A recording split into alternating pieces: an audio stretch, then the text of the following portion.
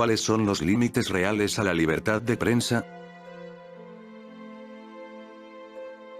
Hola, hablemos de un tema que hace tiempo he querido plantear, ya que no es fácil decir cuál es el límite. Primero, la libertad de prensa es el derecho a recoger noticias u opiniones para hacerlas públicas o que el público tenga acceso a estas. Se basa en 4 derechos. 1. Libertad de expresión. 2. Acceso a la información. 3. A la búsqueda de la verdad. 4. Libertad de información. Este último lo define Ballester. La libertad de información es el derecho de investigar, recoger, transmitir, recibir, narrar y divulgar los sucesos y opiniones sobre asuntos políticos en sentido amplio, y de enterarse de las noticias publicadas.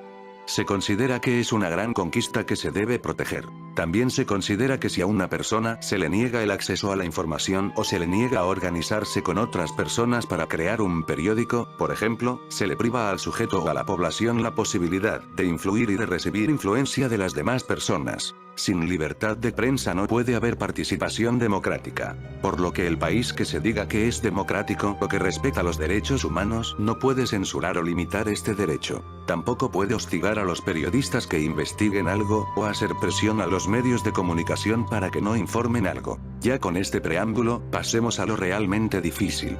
¿Cuál es la línea que se debe dibujar para decir, aquí hay abuso de este derecho? Ya como lo establecí en mi video, ¿cuáles son los límites reales de la libertad de expresión? No es fácil decir que aquí se va a dibujar esa línea. Uno de los pilares fundamentales del periodismo es la objetividad. El periodista o el medio de comunicación debe ser lo más objetivo posible, y verificar que la noticia que emitirán es la correcta. Pero ¿qué pasa con las fake news? Muchas de ellas abundan en internet, a veces desprestigiando a una persona. Por ejemplo, si saliera la noticia de que el alcalde de San Salvador violó a su hija, pero no dice fuente, solo sale en las redes sociales, pregunta, ¿el público tiene derecho a esa noticia? Muchos alegan que sí, ya que sea buena o mala, cierta o falsa, el público tiene derecho a esa información aunque sea falsa. Y es que si este derecho fuera ilimitado, chocaría con el derecho a la intimidad, al honor o a la propia imagen de los demás. Otro ejemplo, cuando sacan fotos o vídeos de personas capturadas porque son acusadas de pedofilia. ¿Qué prevalece más? ¿El derecho al honor de una persona que no ha sido condenada por el delito de abuso a menores o el derecho de la población de saber que a ese hombre lo acusa de eso? Un caso de violación del derecho a la intimidad es el caso de las víctimas de Joseph Fritzl, que fue su hija y nietos. Y que una vez terminada el juicio, ellos cambiaron su nombre. Pero un medio de comunicación los encontró y publicó dónde vivían y cómo se llamaban. Exponiendo a esa pobre familia a más miradas que no deseaban tener. Pregunta: ¿es válido buscar información de esa clase? Ahora pensemos en los famosos. ¿Cuántos de ustedes les interesa fotos del pene de Justin Bieber? Muchos dirán, ¿qué diablos estoy preguntando? Pero la verdad, los paparazzis alegan que el público tiene derecho a esa entre comillas pequeña información. ¿O a cuántos les interesa saber qué come la cantante Cher? Porque hay periodistas que buscan en su basura para ver si hay algo que el público le pueda interesar. ¿O a cuántos les interesa saber que el director Tim Burton le fue infiel a Helena Bonham Carter?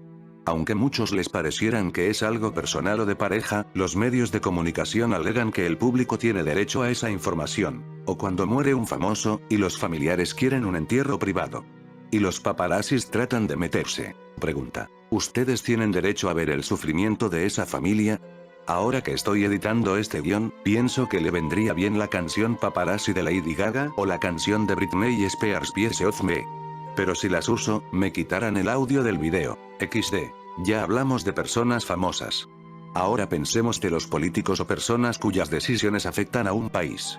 ¿Ellos tienen derecho a la intimidad? En teoría sí, pero para muchos no tienen ese derecho. Por ejemplo, la familia real británica. Por ejemplo, el caso del príncipe Harry, que demandó a una agencia de fotografía llamada Splash News and Photo Agency por violar su intimidad suya y su esposa, ya que usaron un helicóptero para tomar fotos de su hogar. Sin mencionar que ellos ya no se sentían seguros, ya vivir en su hogar. Pregunta: ¿los británicos tienen derecho a saber cómo viven el príncipe y la duquesa, ya que ese estilo de vida depende de los impuestos de los británicos? O en El Salvador. El caso de Eugenio Chicas. Que cuando se supo que él se casó con una menor edad, y que ese matrimonio era legal, todos los medios de comunicación de internet buscaron la información de la pareja o de su esposa. Buscaron sus datos personales. O sea, se olvidaron del derecho a la intimidad de la persona y de la familia. O el caso del gobernador de Puerto Rico Ricardo Rosselló, que debido a unas conversaciones privadas donde mostraban que era machista y homofóbico que lo obligaron a renunciar. Pero fueron hechas en la intimidad. La pregunta sería, ¿la población tenía derecho a conocer esas conversaciones privadas? Y uno de los límites del derecho a la prensa es cómo se obtenga la información. Si es legal no hay problema. Pero pongamos el caso de Wikileaks, que el gobierno de Estados Unidos alega que Julian Assange consiguió la información de forma ilegal y esa información era protegida. Pero gracias a esa información, supimos las violaciones de derechos humanos cometidos por el ejército de Estados Unidos en Irak, así como casos graves de corrupción. Por lo que las preguntas sería, ¿solo por la información se puede cometer delitos para conseguirla? ¿El público tiene derecho a la información reservada o protegida? Ya que esa información nos demostró cosas graves, así como el caso de Nixon. Que gracias a los periodistas, supimos de esas actuaciones ilegales realizadas por Nixon. Ahora la libertad de prensa, también abarca que los periodistas acreditados puedan negarse a dar sus fuentes o protegerlas. Por ejemplo, el caso de los actores Kate del Castillo y Sean Penn, que una vez acreditados como periodistas del Rolling Stone, pudieron realizar entrevistas al Chapo Guzmán y así no podría dar la revelación de la ubicación del Chapo. Otro caso es la entrevista realizada por el periodista Peter Greg Garnett a Osama Bin Laden en el año 1997. De aquí surgen algunas preguntas. ¿Es válido proteger a criminales a cambio de información? ¿Era deber del periodista decir a las autoridades dónde estaban ellos o que se iban a reunir con ellos? Aquí entendemos por qué los paparazzis siempre andan con un carnet que los acreditan como periodistas. Aquí debemos estar claro que el Estado no puede censurar que una información llegue al público. Pero aquí juega mucho la ética y la autocensura. Ya que si los periodistas creen que una información afectará a una persona, o que es mentira, o que no hay fuentes, debe actuar bien. Ya que no se puede justificar actos amarillistas o fake news amparados bajo el derecho a la libertad de prensa. La veracidad es la obligación de cualquier periodista, ya que su información puede influir a una población y de ahí puede afectar al país o a una persona. Ya que por prácticas poco éticas, daría a pie a que los gobiernos traten de regular este derecho al punto de la censura o la opresión. También los periodistas deben entender que dar su opinión no es equivalente a dar una información imparcial. Por lo que si sos comentarista sí puedes dar tu opinión, pero si eres periodista no creas que puedas pasar tu opinión como noticia. También debes recordar que no puedes agregar o quitar información de una noticia o inventarla, como el caso de Brian Williams, que modificó o se inventó sus reportajes realizadas en Irak. Que por cierto fue parodiado en Los Simpsons, en el capítulo Noticias Engañosas. Y un dato extra. Noruega está en el primer lugar, que el Estado garantiza este derecho, y en último lugar está China en el puesto 177. Estados Unidos está en el lugar 48. Costa Rica está en el lugar 10 y El Salvador está en el lugar 81. En fin. Este tema da para mucho debate. ¿Y tú qué opinas?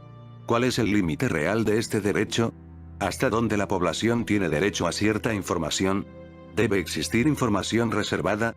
¿El amarillismo y las fake news deben ser permitidas? Comenta, dale like, comparte este video y suscríbete. Hasta la próxima.